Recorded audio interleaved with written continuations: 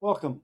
For today's tutorial, we're going to go over how to add an org level or add individual jobs or departments to an org level. So the first place we're going to go is configuration, company setup, and org levels. Actually, this is the only place you need to go. So I click on org levels, and we've got 10 levels in here, although most people are only going to use a couple, maybe three, maybe four at most. So we don't need to add anything in here. We can see I have some that are inactive, and I can just come in and edit this if I need to use another level. I can change the name, and then after enter, just put in whatever I call it. And then I would select is active and save. Now level 7 is active and ready for individual positions to be put in. So in order to add a department or a position or anything like that, you're going to find out which level you're using for it. Right here, I'm level 2 for department, and that's typical. But depending on your setup, you may have jobs in level 1, you may have jobs in level 3. Instead of job, you may call it client or position or anything else like that. And the names don't matter. You know, if you come in and we get you set up and level 1 says division, but you want it to say location, you can just click edit, add location there, add location here, and then save, and that changes the name of it.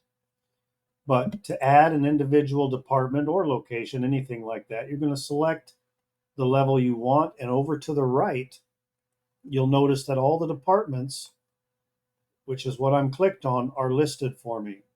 If I click on division, it changes, and these are all the different divisions. I can click on client, and here we've got some clients. So it's the same process whether I want to add a department, a division, a job, a client, a position. I click on the level for the one that I want to add, and then I'm going to come over here. I click the plus. I'm going to add a code, the description,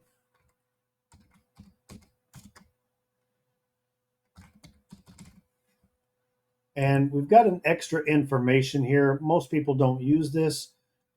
If you do, that's fine, but it's not going to go out to a report or anything like that. It's just more for your own internal usage. You know, maybe something pertaining to this that'll jog your memory if you come in and look at it.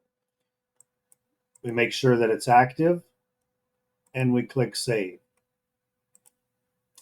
That adds it in here. If we need to inactivate one, we can come over here to the edit pin and uncheck, and then click save. Now it's inactive. Now,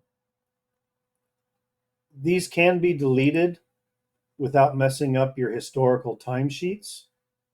But before you delete it, any timesheets that have that particular level or was used, that level was used in a timesheet for any employee, you need to close the pay period. It's under payroll functions, close pay period, and you would close just by clicking on close. And okay, I've got lots of different ones in here. You're typically only going to have one, maybe two. Once you've closed the pay period where that level was used, then you can come over here and click delete and accept.